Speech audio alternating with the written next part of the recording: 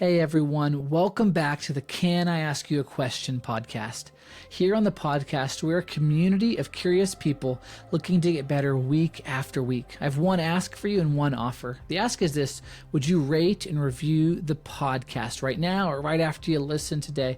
It is so helpful. And one offer: every Thursday, I send out a free weekly newsletter called The Wise Letter. Its focus is to help you grow healthy, wealthy, and wise. And so if you're interested in that, and I don't know who isn't, then go to thewiseletter.com, sign up today, and I'll be sending that every Thursday for you. I'm excited for you to hear today's conversation. It's with a new friend of mine, Dave Fennell, and we discuss a lot of things.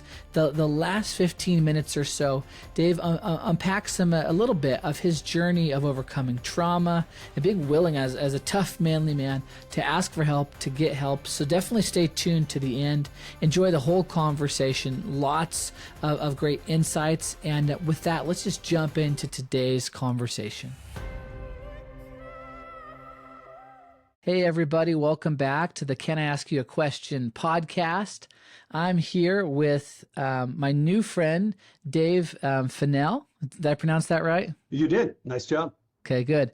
I met Dave at a local Christian school in town, and I was impressed by this cool teacher. He didn't pay me to say that.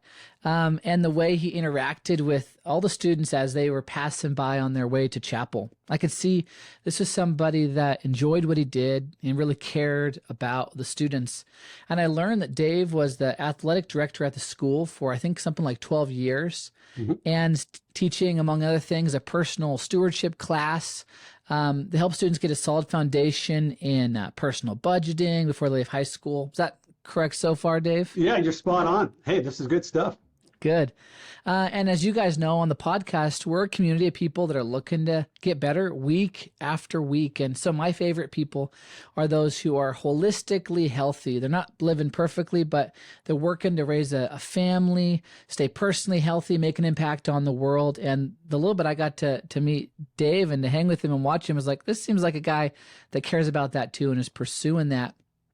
So I believe today on the podcast, we're going to all benefit from the wisdom and the experience that Dave's acquired. And I'm particularly interested to look into the insights he's gained from watching students and their success trajectory, or some warning signs, over nearly 2 decades of coaching and teaching. And I just think that's fascinating. So we're going to jump in. Dave, thanks, and welcome to the podcast. Hey, thanks for having me on. It's a real pleasure. Cool. Well, we'll just jump right in with hopefully an easy one. What's one purchase that has improved your daily life? Could be a subscription, could be your mattress that helps you sleep at night, something, a membership.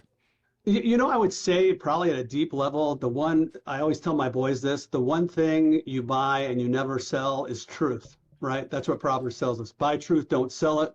Yep. And that has been the one thing for me, Gino, is I look at our cultures, I look at things, the ebbs and flows, the ups and downs. As long as I come back to that and I anchor myself there, well, that's going to, that will help me navigate whatever's in front of me. So, cool. Probably a 30, that's probably the big one. Probably on a simple level, my wife and I, we got gym memberships to Planet Fitness right down the street from us. And just the, show, a $10 membership, you get to go down and just continually, work your body out, because your body, you need that for as long as you're going to live. And so that's been a very, very good subscription for us. And then, of course, I plug into a lot of different, I read extensively. I read any book I could get my hands on. I love reading, love learning. And so if you ever loan me a book, make sure your name's in it, because sometimes I could forget that it belongs to you. So there's it might find a way into your library. Yeah. Okay, I like it. So purchase number one, truth, quite a big one. Second one, Planet Fitness. Planet Fitness, yep. I like it. I had a membership there, and I liked it. I liked working out, and then I had the premium one to get that massage chair. I was digging it. Oh yeah, you got the black car membership. Yeah, we had that, and then we decided to go a little bit on the more economic and for the $10 membership, and right. But someday I might go back to the to the massage. That was a nice feature. So for Yeah, sure. so maybe we're gonna you can give to the GoFundMe Hey, there you to go. support Dave's massage chair habit at Planet Fitness. That would be awesome. Much appreciated. Much Yeah, appreciated. absolutely. Here to help. Okay, so imagine I corner you in a non-creepy way on an elevator, and I just say, Dave, tell me about yourself. Where'd you start? Where are you going? What's been some of the journey? How would you answer that? I would tell you, I was born into a highly dysfunctional family, had a great dad. My mom, we really battled mental illness at a time that mental illness was not talked about when I was a youngster. So a lot of confusion. And the one thing my dad, he was a great man, but the one thing he did really well, he made the investment to put my brother and I into private Christian schools. So private Christian schools for me was really the mother I never had. And as time went on and life went on, I got my bachelor's or AA in criminal justice. I wanted to be a cop. And I got my bachelor's in business administration. And then I got my master's in exercise science. And hindsight 2020, that's the perfect blend for becoming an athletic director, right? Because you're going to use all those things on the job. And I'm really placed at a school where I get to give back and help kids experience what I so desperately needed as a child growing up. So, there's a saying, Gino, when what you're made to do and what you're paid to do intersect, you're in the zone. Yeah.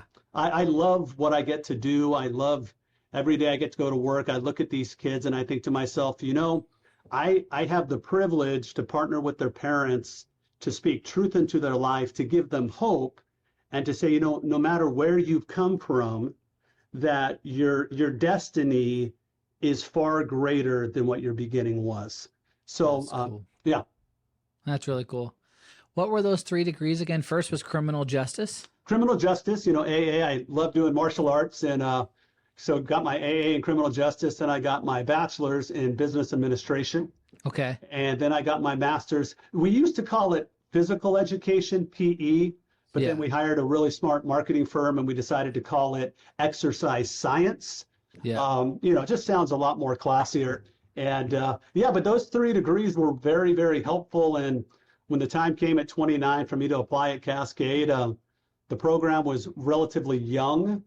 And my former boss, took a chance on a guy who was 29 years old as an athletic director. And another thing I would say, another thing I tell my students is always pay the price to be in the presence of extraordinary people. Yeah. Always do that. And I have benefited so much from mentors throughout the years who have poured into my life. And go figure, now I'm pouring into the lives of kids and families on a daily basis. So that is a great takeaway. I was telling my oldest son this the other day. He was talking about a class, and I looked at him, I said, son, the question is this. This is an extraordinary teacher, and though you may be going through some growing pains, you're in a great spot, right? Yeah. And I think young people need to hear that, right? Because many times it could be the professional athlete, it could be the entertainer who is really just doing nothing for the individual except amusing them, and they're going to shy away from people who can actually help them transform their lives. So they have the wrong type of, maybe the wrong hero or the wrong person there. Wrong hero, man. Absolutely. Well, there's a lot there. Hopefully we can double back on it a little bit. It's interesting. Obviously, I'm just getting to know you even through the podcast. That like for you, because you work at a private school, a Christian school, that's from the very, that's early in your story. That was that formative thing that you're still doing. So it's really full circle. Very cool. Yeah. We'll hopefully double back on some of that. one of the things, probably a big theme on this podcast is we really do like to learn the practicals. If someone that's succeeding, we want to know, okay, what are you doing? And not that we'll apply it maybe directly, but we'll assimilate it into kind of everything we're learning and see what we can take. Mm-hmm. So for you, I'd be interested, obviously I think fitness is a value, it seems like, and from being an athletic director, what are some kind of your routines, like wake up, bedtime? Are you a coffee guy, tea guy, workout, spiritual practices? Are there consistent things, or is it evolved throughout like a different times of your, like the year even in, or whatever? It's a very good question. It's I'm very much into routines, into habits. So every morning, go to the gym. And many times that will change. As you have kids, what you realize is that kids are going to, our kids are very much our priorities, right? So we're going to invest in them. They are our center stage outside of my wife and I, outside of our marriage. And so what that looks like for me, it's going to the gym at 5 a.m. every morning, because I realize that's going to be the window, right? When I get home from work, I got 3 boys who are going to want to be playing with me. And so taking care of the body is very, very important along those lines. Spiritual, 5 a.m. you said? 5 a.m. That's 5 a.m. Okay. And in terms of spiritual disciplines, what I found over time, I used to love getting up early in the morning and spending time reading and praying and meditating. And I find it now easier at the evening after my boys go to bed. My wife, she's reading next to me. So usually my spiritual formation time usually will take place at the end of the day. And that was a big shift for me. But, once again, as the seasons of life kind of dictate some things, those are staple things that I found that I have to have. I have to do those things to stay grounded, to stay focused.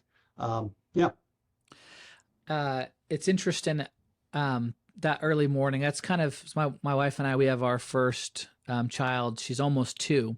Mm-hmm. And something that was important for me, and I'd love to kind of get your feedback or thoughts, because it sounds like you went a similar, what I'm doing sounds similar to what you then have done for years, is I wanted my wife to be able to have a protected time for her workout, prayer, personal development, because she's so pulled with she's a full-time, she's a pastor at our church, administrator, and a mom. So what we ended up doing is I took approximately from 4:30 a.m. to 6:30 a.m. Mm-hmm. for my workout, devotions, different work even for this podcast. And then so that way she could get 6:30 to 8:30 a.m. And that's kind of what we found, is that okay, baby's going to go to bed at that pretty much set time. Yeah. And she's probably going to wake up at between 6:30 and 7:30. So we had to kind of carve it out. Is that kind of similar to what you did when your kids were young, and that's how you got in that rhythm? Or Yeah, absolutely. I think we can agree that the toughest job on the planet is the stay-at-home mom or dad. Yeah. Right. I mean, and it really is, I think, one of the toughest jobs, because you're not getting the affirmation that you get if you're working outside of the home. And I would say it's the most critical job, because, our children are going to be learning. And, I don't know about you, Gino, but I know I'm not perfect. I know my wife's not perfect. Yeah, neither are we. But we're not modeling perfection. What we're modeling is a transparent life. So we're modeling, hey, when we mess up, this is what forgiveness looks like. This is what the life of discipleship looks like. So, and in order to be a good parent, we have to allow our spouses, time to work on them. And, it's different, there are some mornings, right? Like right now, our 7-year-old, it's 4 a.m., he'll crawl into bed with us. Now what we flipped is, okay, one of us will go get into bed with him, because what we realize is that the greatest currency we have is time. Time is the greatest currency, because you can never get it back. And so in the midst of being sleep deprived, in the midst of being tired, if you could always, what I try to do is always to keep in front of me that, this is precious time that I have with my children. And sometimes the most courageous thing you could do is to, my brother told me this once when he was first married. He said, Dave, he said, some mornings I want to get up and spend an hour reading the Bible and with God. And he said, but perhaps my wife needs me just to hold her in a non-sexual way. Or maybe one of my kids, they just need their dad to be with them. And he said what he discovered in doing that, he was actually meeting with God. And I never forgot that, because I'm like, well, wait a second, because it really enters us into the life of somebody else. And I think as a parent, as you'll find as, your child gets older, the relationship changes. But John Maxwell had a great quote once, and I love the beginning. I kind of added on to it. He said, leadership is influence, right? Leadership is simply influence. If you're not having influence on somebody, you're not a leader. And the one thing God taught me on the tail end of that is leadership is influence, but influence is proactive presence. And you can't fake presence. right? And I think sometimes in our culture, Proactive presence. Influence is proactive presence. I like yeah, that. and I think we see that in the sports world, right? That you see somebody, it could be a LeBron James. They missed his presence on the floor tonight. He could be sitting on the bench, but if he's not present, and I think as a dad, I think as a husband, that I think we need to constantly understand that for our children and for our wives, that we need to be proactively present, and that is leadership. That's really good.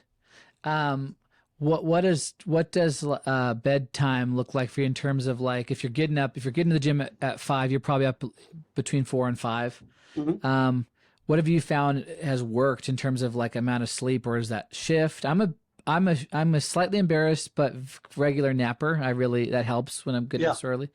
What does that look like for you? We try to, ideally we try to have, reading time, prayer time with our boys right before bed. So with the 2 younger ones, that's around 7:30. But now our older one, now he's in high school sports, so his swimming sometimes goes till 9. Yeah. So it's part of that rhythm and that routine to say, okay, or my wife and I, ideally, we might like to be in bed by 9:30. But there are some times now with the relationship with our older son, what we're entering into is saying, okay, this now, based on what our goals are, is we're investing in this young man. And I realize that, okay, I may be getting to bed an hour later. So maybe that means I'm going to catch up with a nap in the middle of the day. And I think it's important too to realize that when I was younger, I lived to work out, right? When you're into sports. Yep. After rupturing my patella tendon, a month ago today, or having surgery a month ago today, I think the shift is that we work out to allow us to live. Yeah. So I think our routines and our patterns are to allow us to be better husbands, to be better dads. And so as my father-in-law shared with me once, we live between the tensions, right? That we're trying to navigate and balance a lot of things in life. And that really kind of helped me, because sometimes I'm like, man, I missed a morning workout. Well, guess what? That's not the end of the world. You just have to readjust. And then sometimes, we have some home equipment there, and I like it, and adapt, and adapt and do what you can to be at home. But I agree. I think that's really cool. Well, we're just gonna kind of keep chugging along, because got a lot I'd love to ask you and learn from you with. That question, like I said kind of in the intro, I'm really interested in is some of your observations and insights from getting to watch so many students and their just trajectory.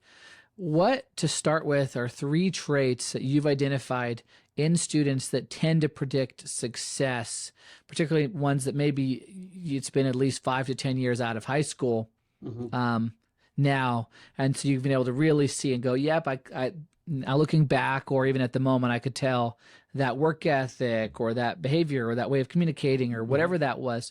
What would be some markers to predict success? And then we'll ask the same question about warning signs as well. I think one of the most fascinating things to me is when you see in a student humility.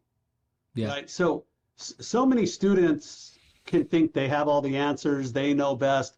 But when you see a student who is humble, which isn't thinking of themselves, they don't think less of themselves, they think of themselves less.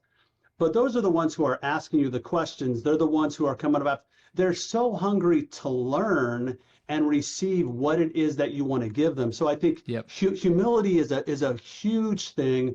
I think another thing that I've seen is work ethic.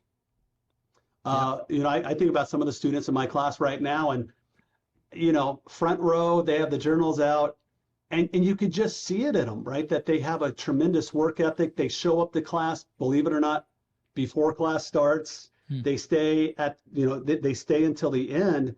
And those are things that you watch for, right? Because those are, what is it that's driving that student to do that? And I think a final piece, is when you see real kindness in kids, when you see a kindness that exudes out of them to those around them, those are kids that are going to make, because many times that you're going to attract kind of what you put off.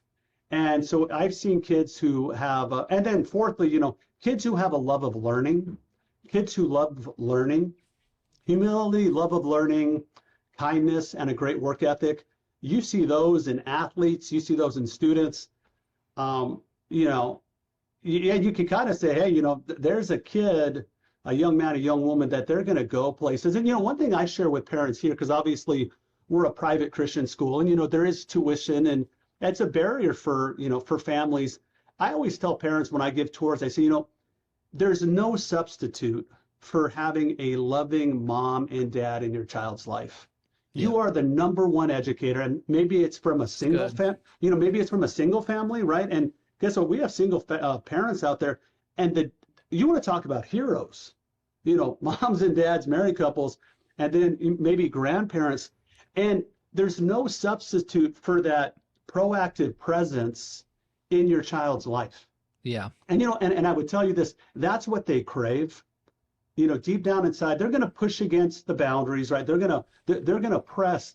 But what they want you to know is that you're going to be there, you're going to be consistent, not necessarily that you're going to be there. You know, they have so many friends, right? A friend, like me and follow me, but somebody who loves them enough to speak truth into their life and will walk the road with them. When you see young people surrounded by that in that type of environment, I've seen some of our students, man, it's weird now when I have students who I go to the hospital and they're waiting for me.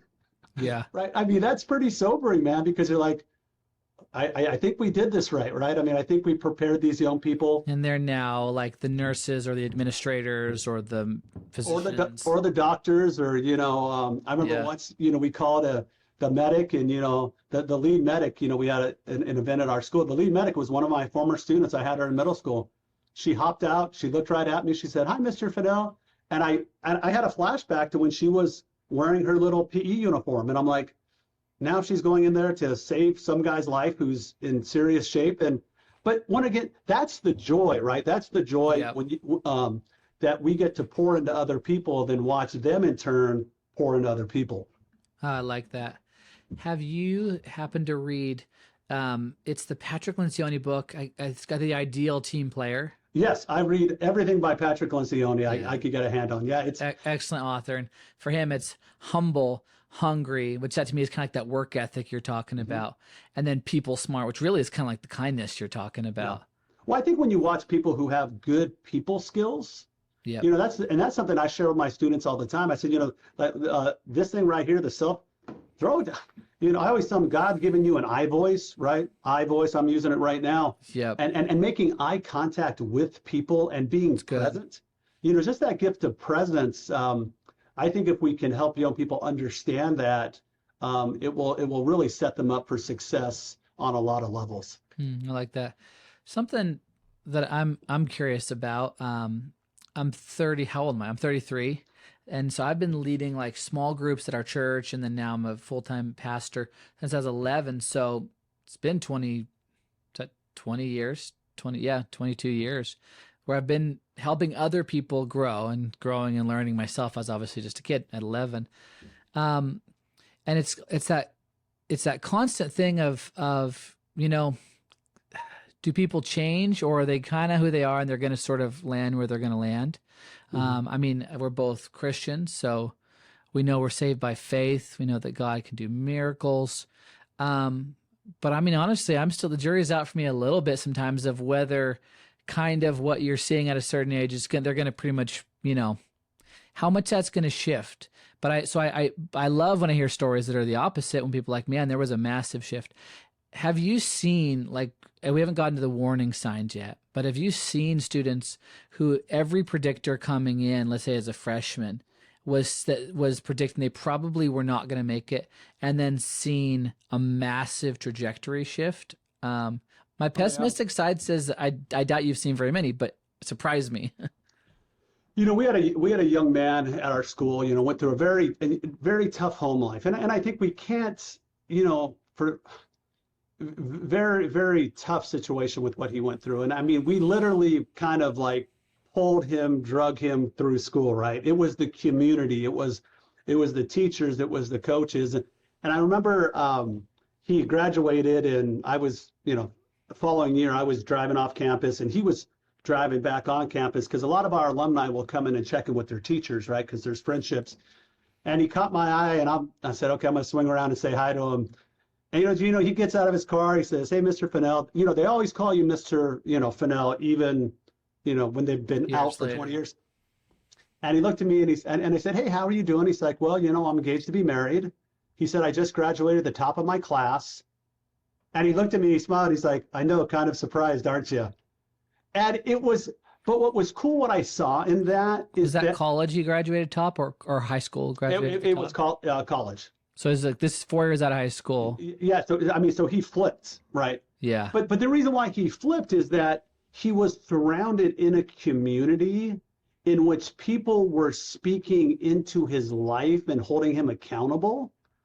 And many times we see this in sports, right? Our football team just won the state championship. Let me tell you, the last 3 games they played, our linemen were outweighed by 50 pounds per player on the line.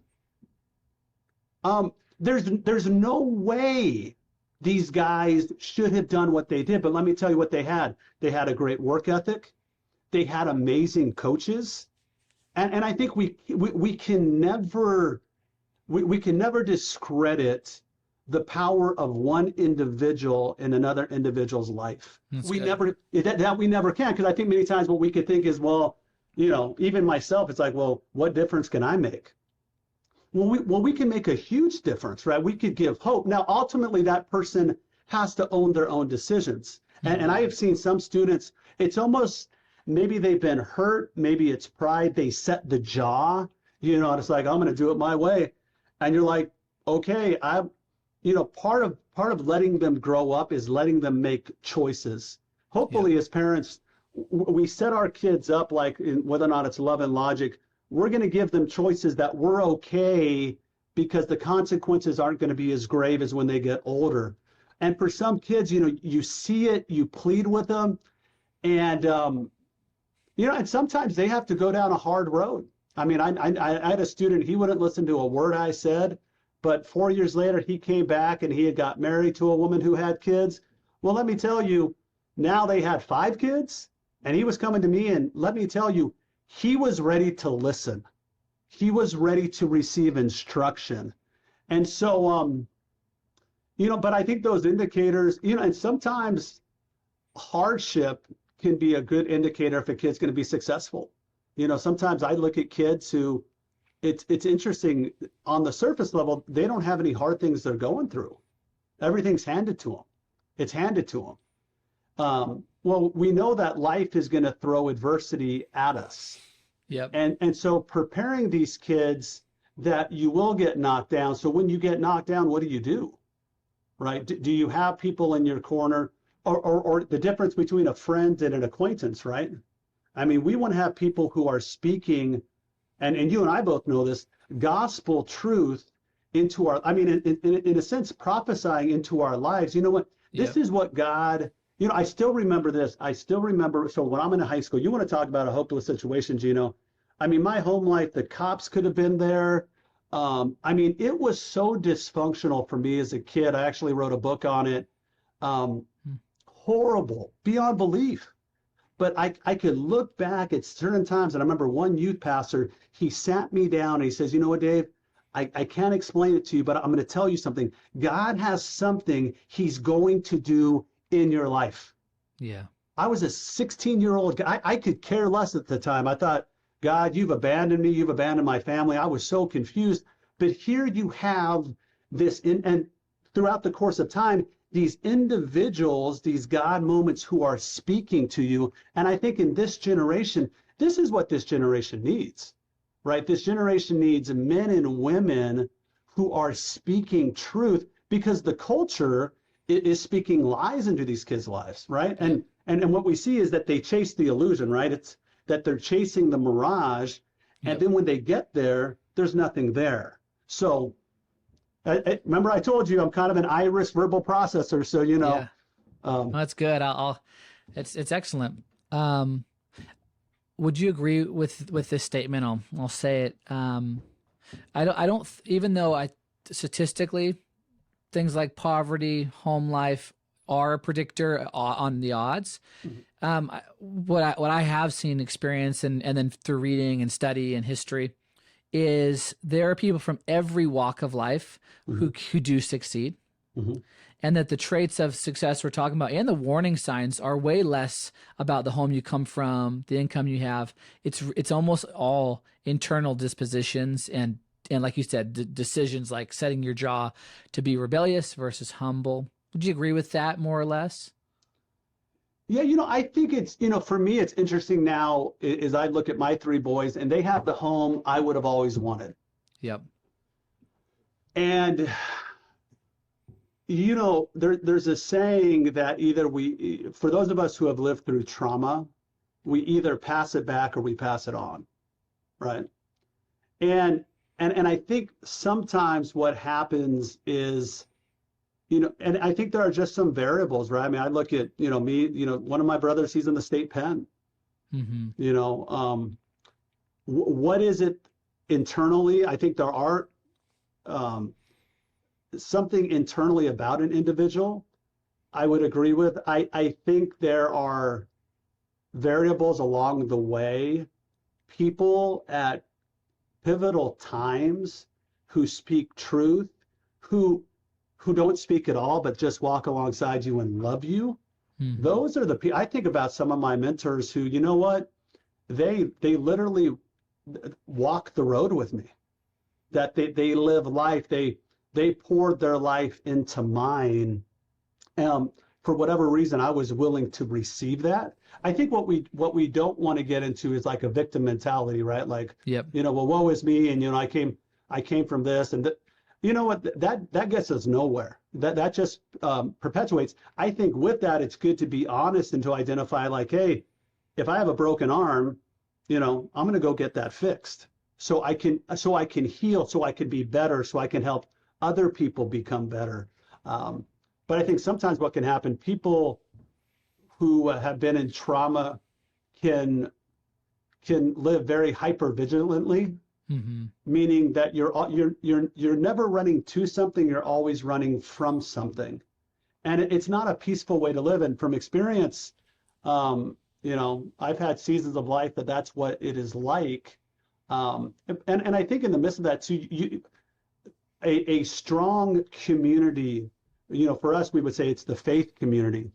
When you're part of a strong faith community, that is so vital to our growth, to our development, because when we get our eyes off of ourselves, right? Like, woe is me, woe is my life. And we put our eyes on other people and we start serving them and loving them. It's amazing how many times in that process, we ourselves become healed and made whole. Yeah, it's good. And I was even asking myself, okay, why these questions? Why does it matter, the predictors or the warnings? And I think for the audience, for everyone listening, our community listening, because it's always, okay, how do we apply the wisdom? To me, why I was interested, at least two reasons are: one, okay, as a parent, as a leader, as someone who's going to work with young people, but then secondly is actually as an adult, is for everyone listening, is, okay, if the predictors of success are being humble and kind and having a hard work ethic, if I don't have those, then my success is probably the predictor of I may have warning signs. I may not succeed, I think those same traits apply when we're later. So it's good to hear them and learn them.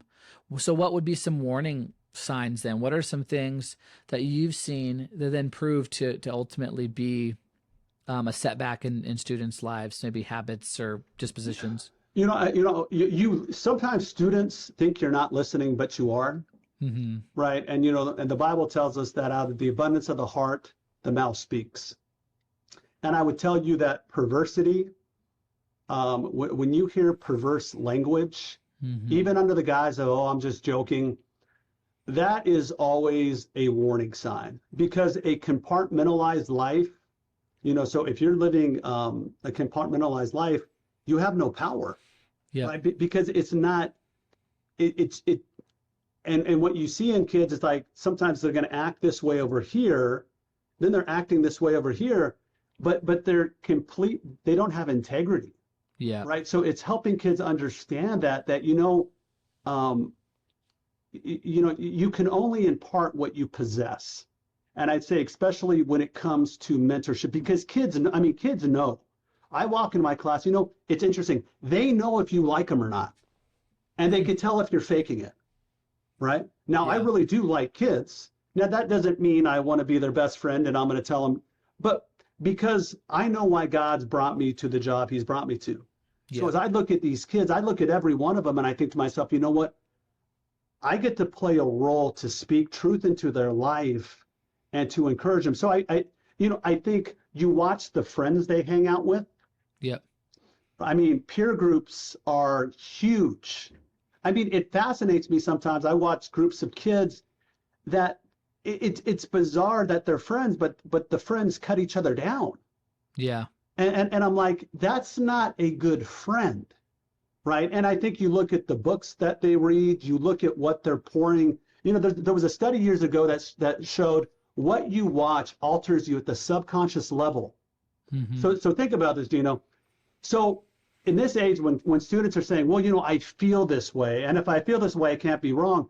Well, I could change your thinking at the subconscious level, thus change your feeling, and I completely manipulated you. So looking at kids who are always on cell phones, who are always, in a way, they're being brainwashed. I remember once I was counseling a student and he was battling, some pretty heavy stuff.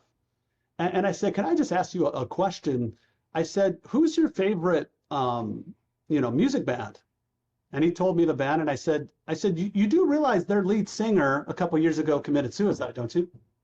His eyes opened up. I'm like, you do realize his lyrics are filled with depression and all this stuff. Yeah. And it's getting them to understand, right? So I remember when I was in college and high school, I trained religiously. I mean, I trained hard. And when I was younger, I remember I went to a nutritionalist and he told me this, you have a dairy allergy. And you know what I told him? I don't care. I don't care. I'm going to eat pizza. I like cheese. I'm going to drink milk. I don't care. This is stupid. Well, then in college, I would have games, I could run 40 minutes, dunk, everything. I had other games, I could only run about 60 seconds and I couldn't breathe. Never could understood it. I'm looking around at all my friends. I'm like, I train harder than they do. Well, then I get married to my lovely wife. She's a nurse. And I go and I get tested for allergies. The doctor said, you have a dairy allergy.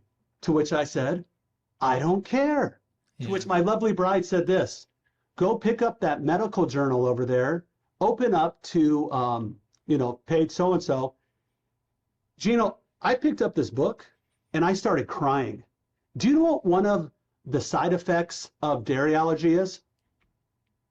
Tell me. Delayed onset asthma. Yeah. Hits you 8 to 9 hours later. My friend, I was having asthmatic attacks all throughout the course of my high school career, my college career, because of what I was ingesting, right? And so I think the lesson for me as I work with young people is, you know what? Guard what you put into your minds and your hearts, right? Because that will influence you tremendously. Yeah, that's so good. And I absolutely believe it. And it's even kind of, part of why we're here on this podcast is for all of us to learn from every guest, for me to provide something for everyone listening so that they're around the people that are pursuing growth. Many of them are Christians, are pursuing Jesus. And because, it absolutely matters. My glory sports days ended in 7th grade football. Okay. But I think it was before that was my Pop Warner days. And I remember just, how the guys would cuss and how they would talk. And I remember then in one of the games starting, it coming out of me and just realizing like, whoa, my behavior has shifted and quite quickly from my surroundings, from the people I'm with. And I've obviously seen that play out many, many times since. So it's true, it's accurate, and it's important. Jumping on just to the next question here, what one piece of advice from your observation with high school students would you give to parents that are wanting to support their child? And maybe the question for a girl, and the same question for a young man, young woman, young man. What and maybe let me add on this, something that you think that they don't realize, because you're with them in an environment they're not seeing them in most of the time. What is something that you would give advice? One of the best pieces of advice, especially if this is for a parent, your son or daughter plays sports. I was an athletic director for 12 years. Thank goodness I didn't have kids during that time. Because a lot of times people will want to live vicariously through their kids. Yeah. And we went to an AD conference in Sun River. All the athletic directors in the state were there, a keynote speaker. He gets up there, Gino, and he's looking at us and he says, "Men and women, do you know when the worst time in a high school athlete's life is?" We're like, no. He said, the worst time in an athlete's life is in the car ride home with mom and dad after the game. Interesting. Because what do parents say? Well, if you did this, if you did it. And I think if we release our kids to what they enjoy, right? So like my wife and I, we play basketball. And then our oldest son, who's taller than me, he played in middle school. Well, he just let us, he loves swimming. He loves the water. He always has. And he let us know after middle school, he said, "Mom and Dad, I know," this is what he said, "Dad, I know you love basketball, but I don't, and I really like swimming." Mm-hmm. And what I told my son is, I said, "Son, guess what? I don't love basketball. I love you. And if you want to do swimming, guess what? Your mom and I, we are going to support you. We're going to help you be successful. But what we want out of this is discipline, teamwork. Guess what, son? We're not banking on a scholarship." So I think it goes back to what kids need from their parents is presence. They need us to be present in their lives. I know, that it's like quality of time, quantity of time. So throw that out, though. Any time we spend with our kids is quality time. Yeah. And the more, the better, right? Because they are going to catch from us. So I think it's to encourage parents that there is, I always tell my students this. I say, guess what? Your parents pay me to like you. And they kind of go like this. They're like, "What did he say?" I said, "Now, I really do like you, but if you're late to work, if you're not doing your work in the real world, you're going to be fired. And your parents, the reason why your parents aren't as cool as you think your teachers are is because you live with your parents. You get to see your parents when they're tired, when different variables come up, and you're getting to see the real humanness in your parents." Yeah. So I think it's important for us, the parents, to realize that, guess what? We don't have to be superhuman, but I think what we need to be in our kids' lives as best as we know how, and that's another, it's a growth concept, right? Many times I would say earlier as a dad, "Man, I'm doing the best that I can." And then my father-in-law, he said, "No, you're not." And I'm like, "Yeah, I am." He's like, "No, you're doing the best you know how." Mm-hmm. Well, once I realized that, it's like, okay, I'm open now to go to you, Gino, go to other guys I know and say, "You know what? I'm a dad. This is what I'm struggling with. Is my son's going through this right now?" And another thing with parents is making sure there are other voices in your kids' lives that are going to support your values. Right? Yeah. I think sometimes, we look at culture and we think to ourselves, as a dad, you better believe I want people who are going to be building up my son and constructing him up the way my wife and I have. Yeah. Right? And as parents, we have to be very intentional with that. And, and there's no substitute for time, man. I always say time is the currency. And I think for parents, that's what I would say. And then know where your kids are, right? Know what they're reading, know where they're going on social media. That's a kind of if we don't know that there are things and people who are trying to pull our kids away from us. Mm-hmm. And kids need their moms and dads. And what a great honor to be a mom. I mean, I'm not a mom, but I'm a dad. More dad. Yeah. So very good. And I liked what you said. I think it's applicable kind of universally. What you said your father-in-law told you, hey, you're not doing as good. Tell me if I got it right, you're not doing as good as you can. You're doing as good as you know. Yeah. And And it's think interesting. about and think about like for many of us as parents, right? Maybe we didn't have the best models, or maybe we have hangups, right? And we think we get to the point where like, man, well, you know, one's a closed mindset. I'm doing the best that I can, and I'm Yep. frustrated. The other one is saying, okay, I'm doing the best that I know how. So maybe I'm going to be open to go to counseling. Maybe I'm going to be open to going to, my church or community. It's a radical, it's a different way to live that really promotes growth, promotes health. Yep. I agree. I like that. I think it's a good framework that I think invites learning, invites you to make progress, and it's at once kind of a little bit of a kindness to yourself, because I think Yeah. as much as we don't want to be ignorant, we would way rather, I think we can more accept ignorance over bad intention or Mhm. laziness, or Mhm. and so it's okay, at worst I'm ignorant, I just didn't know. So I feel Mhm. like it's actually a little easier to accept, a little kinder to yourself, but at the same time, it gives you a really clear action step, which is like, okay, if I don't like the results, how about I increase my knowledge? How about I reach outside of my pool of people and get some more information? Because it may not be, especially if you believe that people have an incredible amount of potential, which I think almost none of us tap all of it. Then Yeah. that makes sense. That no, it's not your innate potential that's that problem here. That'd be really sad if it was. If you'd maxed out your capacity, it's Mhm. you probably just have need a method or a behavior or a knowledge or a support or a system, and that's good. Well, and I think for our kids too, I mean, that when we look at our children and we give them the same thing we give ourselves, Gino, I know Gino on this podcast, he's doing the best he knows how. Mm-hmm. And so when our sons and daughters are coming home from school to say, you know what, man, what are you doing? Are you stupid? Instead of saying, you know what, man, he's doing the best he knows how, huh? Kind of working in that rough draft mindset, because kids that we want our kids to feel comfortable taking risks, right? To know Yep.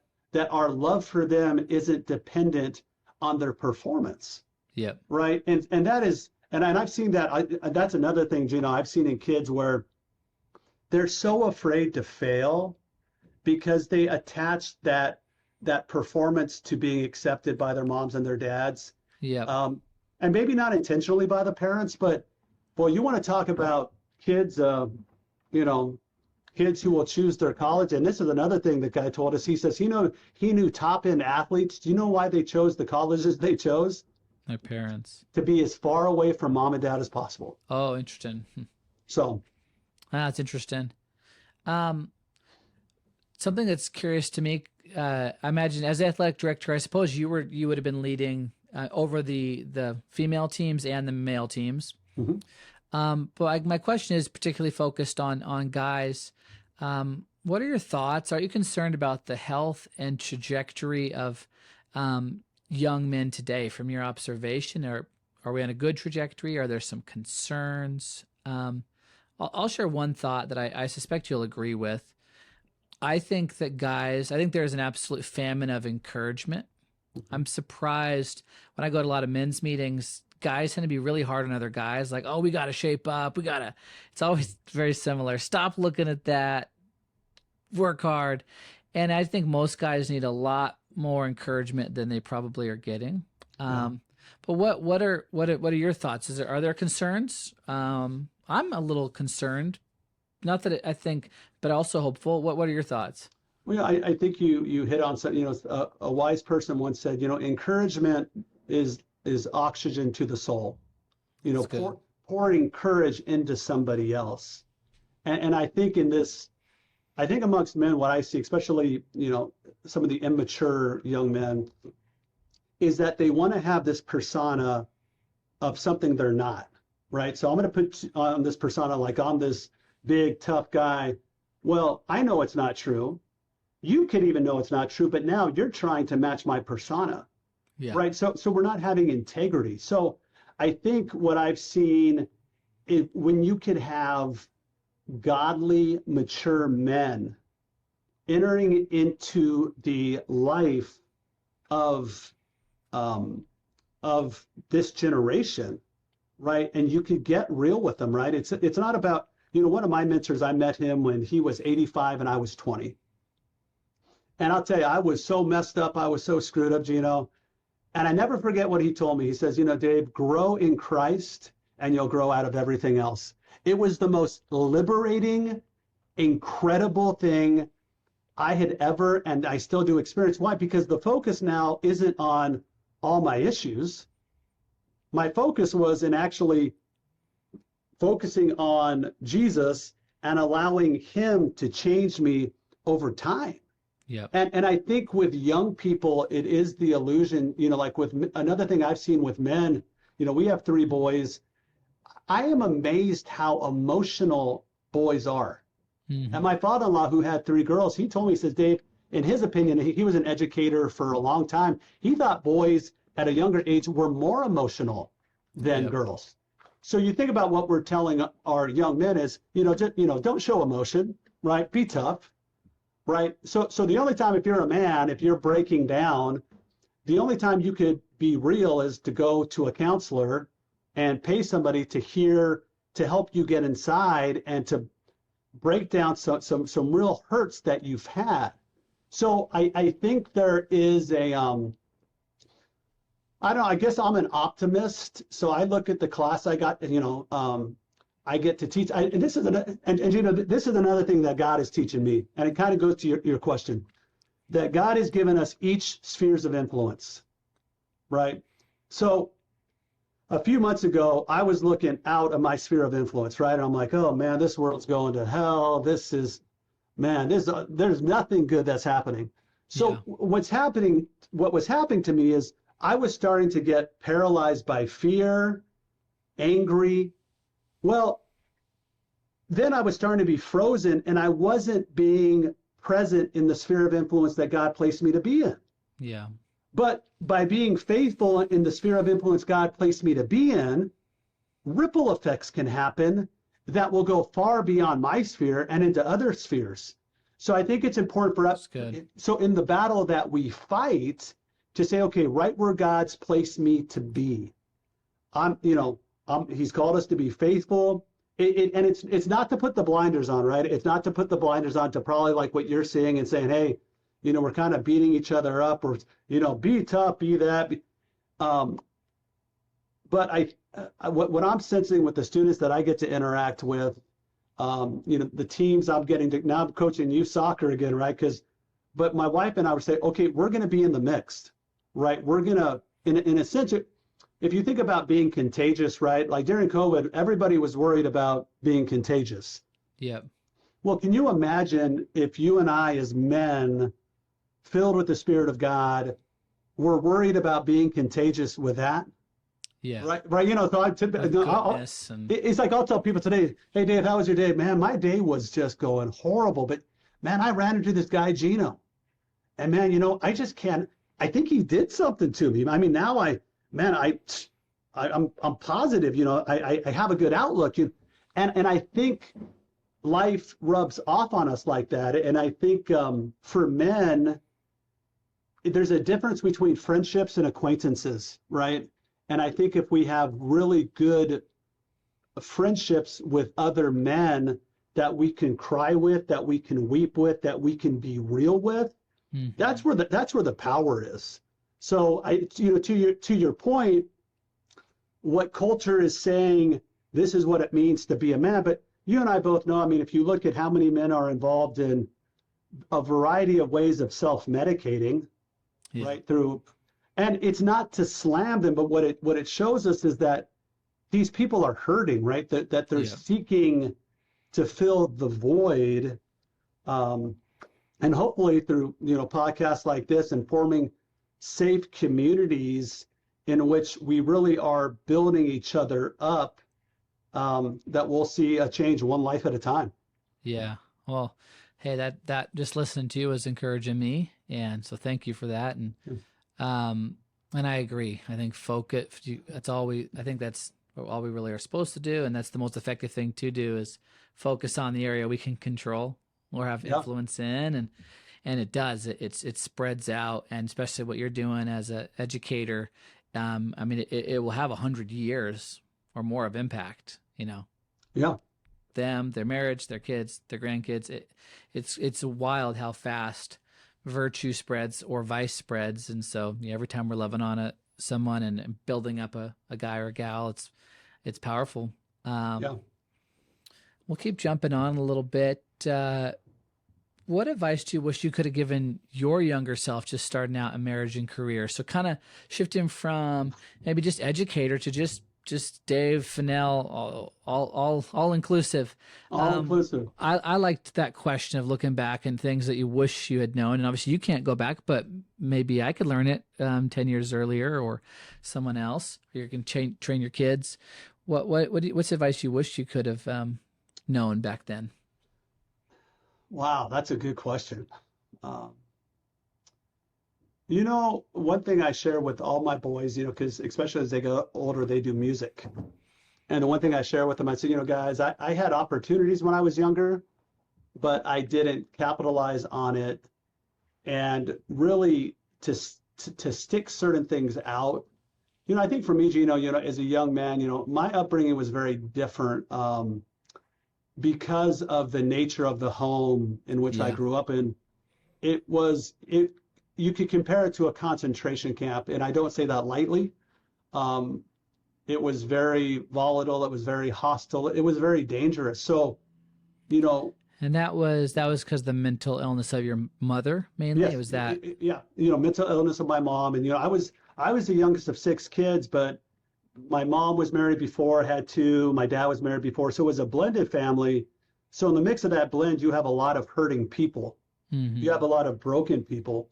And so there's a lot of confusion. So it's not really a home in which you're looking at your exit strategy. That's what you're looking for. You want to get out. And where I look at my sons, where this is the home I would have always wanted to have, right? They have loving parents. They get to sit down and they get help with their homework. So I remember as a youngster telling myself, you will make it. You will make it. One day you will make it through. So I think looking back, what I would tell myself is probably don't watch as much TV, right? I think I would tell myself, looking back, and what I tell my students now, maximize every opportunity in front of you. We have students, but sometimes students don't know what they don't know. And it was, to get to your point, when I was in college, went to a great college, but then I was all ready to go to seminary, right? Because I wanted to be a pastor. And a really good mentor friend of mine was counseling me and telling me I needed to go to school. And at the time, I was just going to bypass seminary, go right into ministry because I knew better. Well, he's in his 80s. He has his PhD. I mean, this guy is so much smarter. One of the men who is, one of my heroes for life. And here I am not listening to a word he's saying. And then at the same time, I'm working at a weight room at the college that I work at. There's also a high school, and I'm training high school kids. And I never forget, these 2 high school kids came in. They were freshmen, very athletic, very talented. And I'm trying to get them to put them on a jump program that will it will explode their talent. And Gino, these 2 guys, I in my mind, they looked at me and I'm telling them this. And I knew, looking at them, they were doing this. They weren't going to do a thing I said. Yeah. And I got so mad. I'm like, you little punks. Who in the world? And it hit me like a 2x4. The same way these kids are treating you, you're treating your mentor. Man, I went back. I got my master's degree. So I would say, so my younger self, fortunately, to listen, God's going to put people into your life they can't tell you what to do, but they can advise you directions in which to go. Yeah. So I think to my younger self, it's like, pay the price to be in the presence of extraordinary people. Don't waste time. Time is I think for a lot of young men, guard what you put into your mind.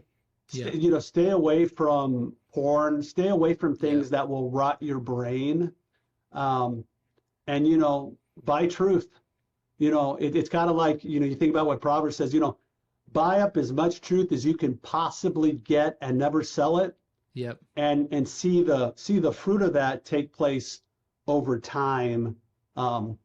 So that's what I would tell my younger self, and to probably buy Apple stock, Amazon stock.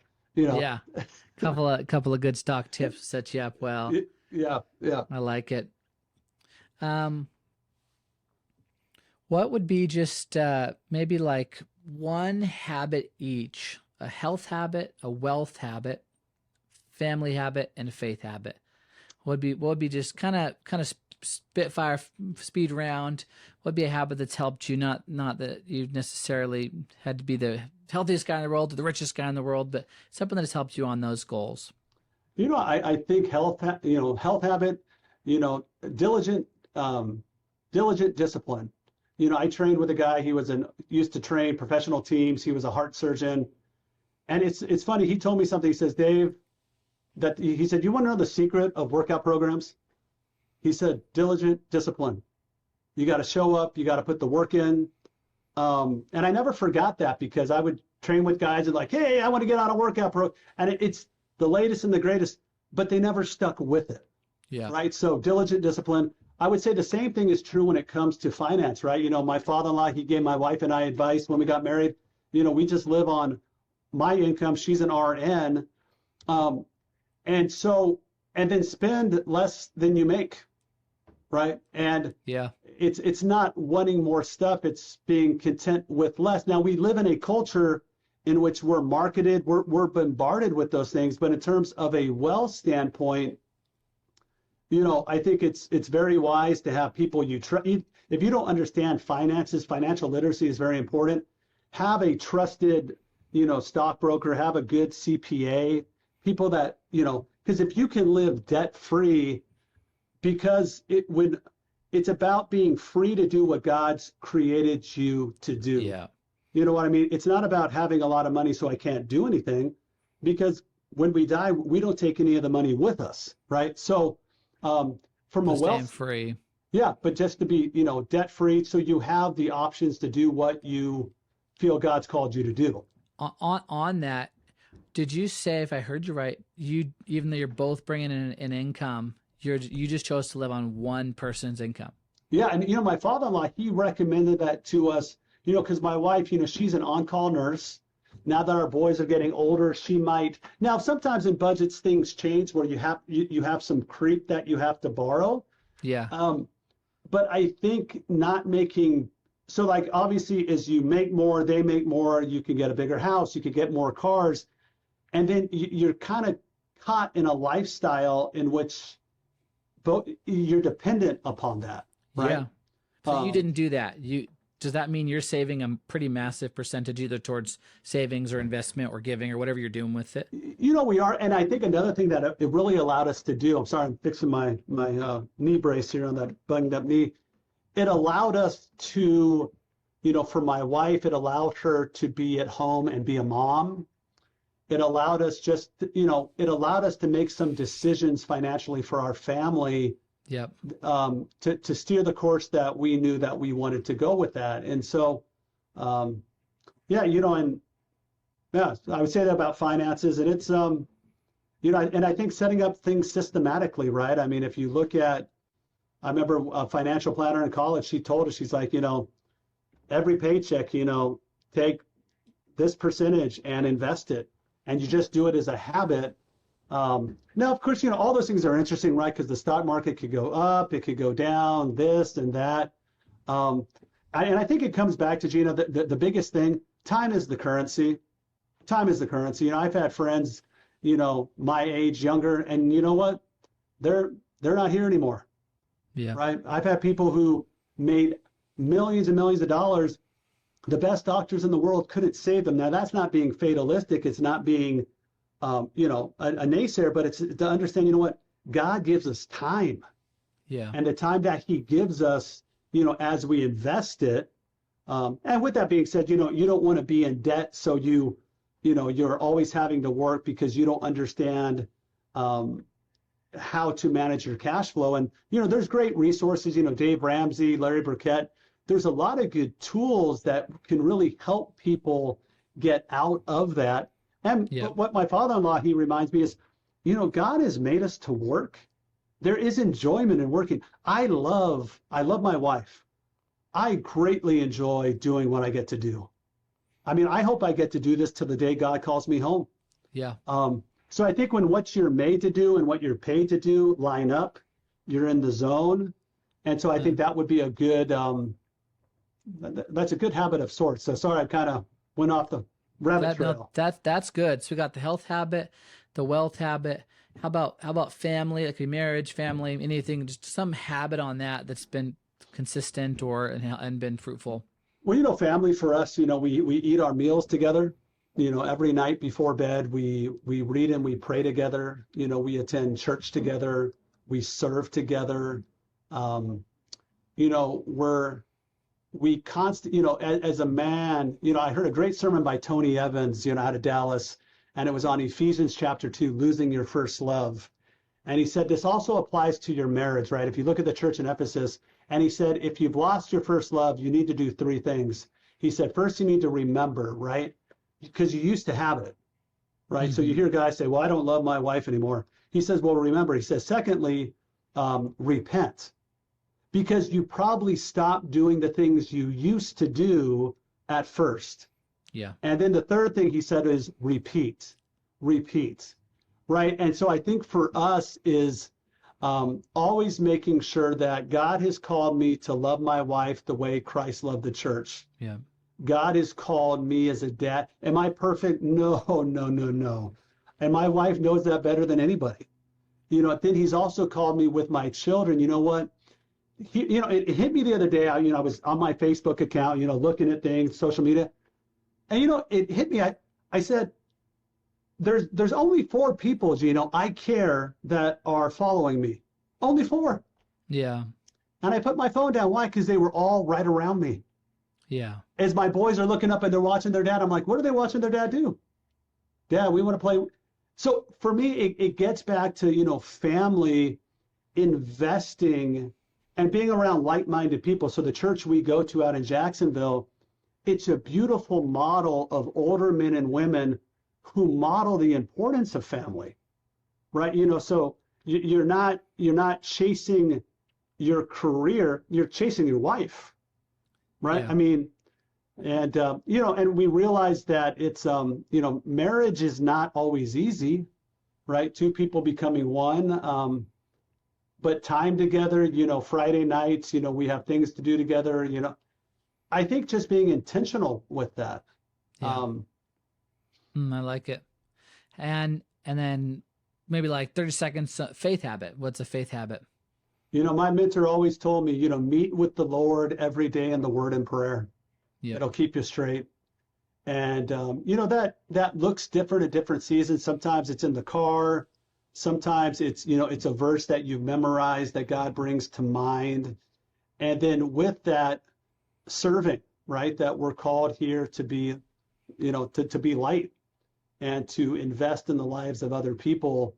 Those are faith habits that, keep me going. And I think giving, right? That, we're never going to outgive God. Yep. And many times when I feel like I'm low, when I feel like I'm down, it's funny, I get to write a lot of letters to a lot of amazing, supportive people. And, when you've written 10 thank you letters, it's amazing. It changes you, right? I mean, yeah. All of a sudden, I'm thankful. I'm grateful. So those are some good things that I try to put into practice on a regular basis.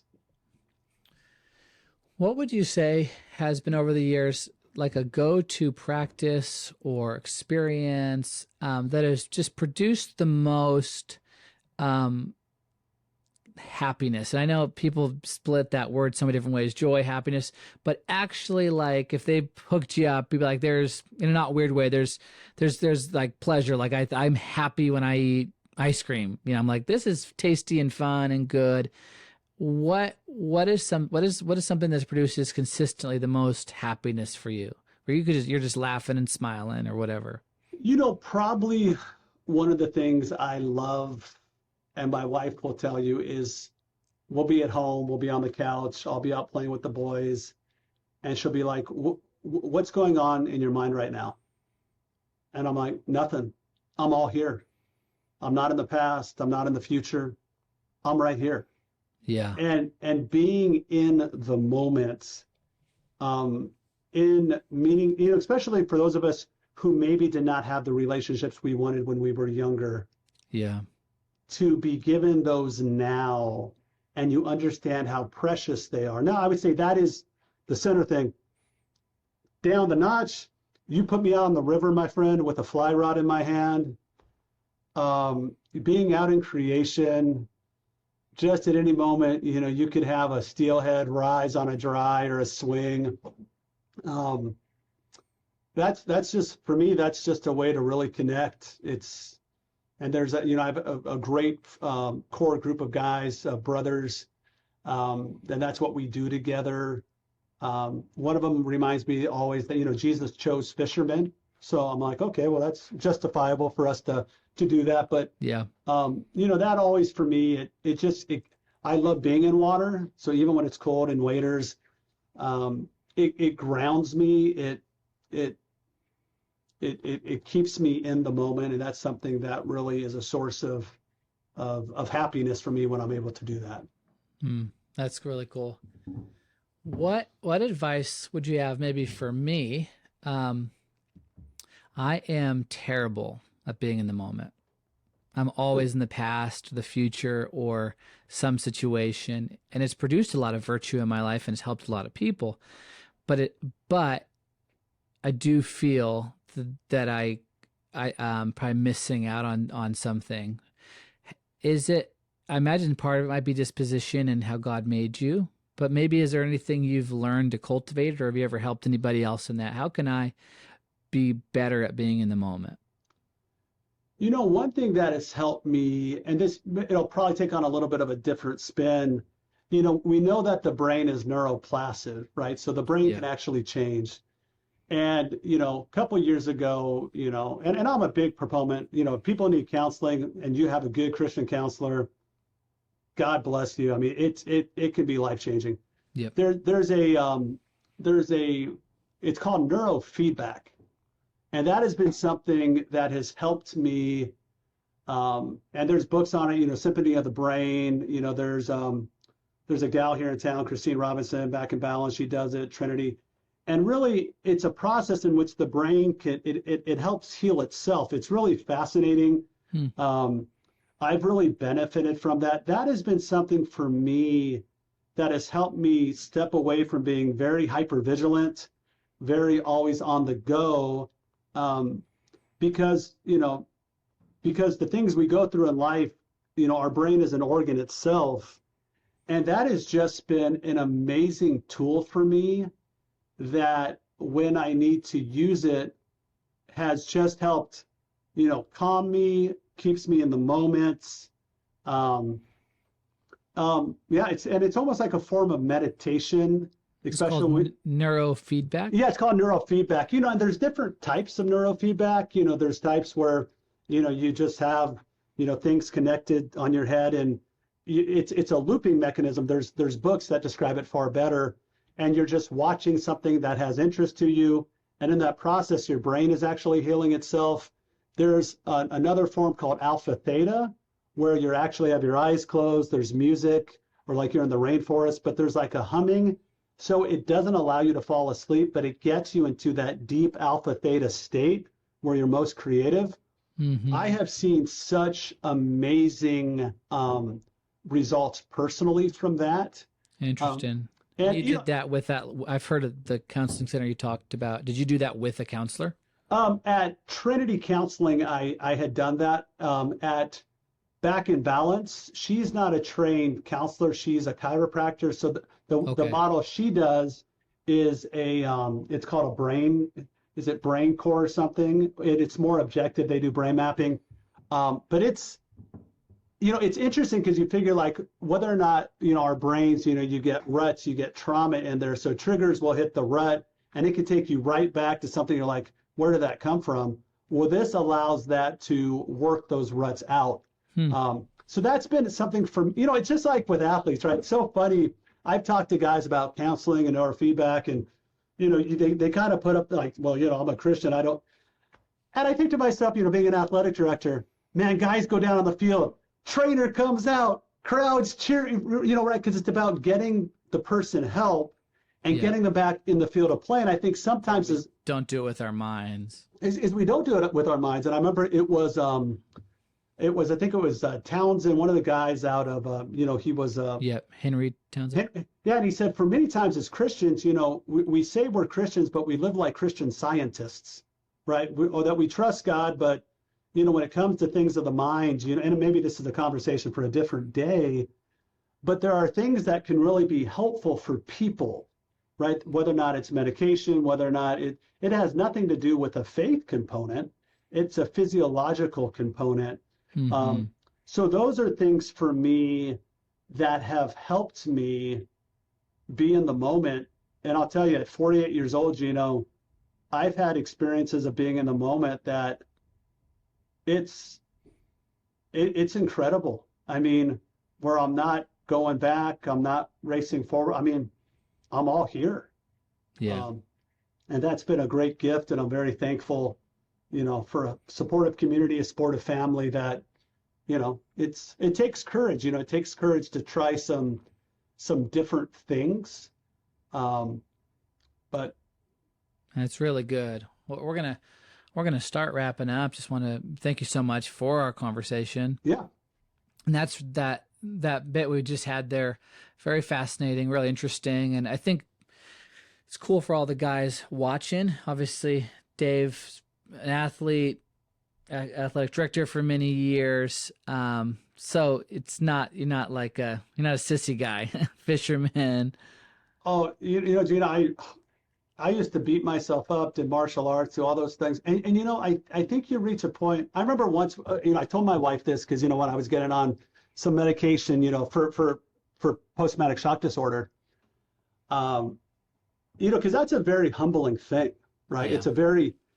And I remember I looked at her and I said, baby, am I doing this because I'm weak? Mm-hmm. And I'll never forget what she told me. She's like, no, you're doing it because you're strong. And when we learn how to navigate the different things, the different challenges we have as men, sometimes we would say, I'm just going to tough it out. It's like, you know what?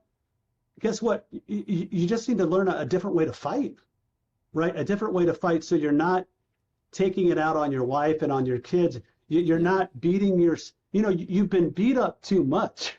Yeah. Right. And so I think when we can figure that out, when we can encourage one another along those roads, then, because what the enemy wants to keep us as men separated, right?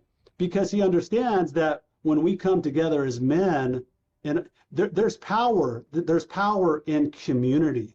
Yeah. So hopefully this, and guys will be encouraged that, they're not on the journey by themselves. And, like I said, I wrote a book. Actually, it's a book I haven't officially published it. It's highly personal. It's incredibly, I let my oldest son read it the other night, and he looked at me and he's like, whoa. I mean, it doesn't pull any punches. But my purpose in writing the book is I want guys to see that there is, in the midst of depression, in the midst of complex PTSD, in the midst of really hard things, there is hope, and there are tools that can be of benefit. And each one of us are different, right? And I don't write as a, professional counselor. I just write as somebody who's, walked for 45 years, down a path. Yeah. And I've learned some things along the way. So I think your podcast is great. I think it gives people the opportunity to, hear, ask questions, and hopefully we'll all grow and learn together. So I appreciate it so much, and appreciate you being on with us. So it's not out yet. We can't buy it yet, the book. You can't, you can't. It's funny. I send it to people. Really how the book was more birthed out of me than it was written. And, it's something I've really been, I'll send it to people who are in need, Yeah. and that I think it might be of help. Because that's really, my point in the book is not people read and say, well, this guy had such a tough life, woe is me. I really want people to see, hey, there are some tools, because especially if you've ever tried to get into the counseling, our counseling centers here in Southern Oregon are just packed.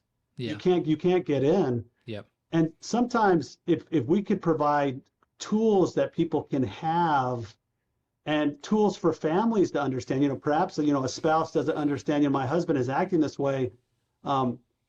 Maybe it will shed some insight, right? Give some understanding. So maybe keep that in prayer. I mean, I have it all ready to go. I just need to probably just self-publish and get it out there, and just, and really, and my intent with the book, I'm not looking to make a dime off of it. That's not why I wrote it. Yeah, you want to help people. I really do want to help people, and if it can do that, then all the things that I got to go through were worth it. If it can be a blessing and encouragement to other people, so.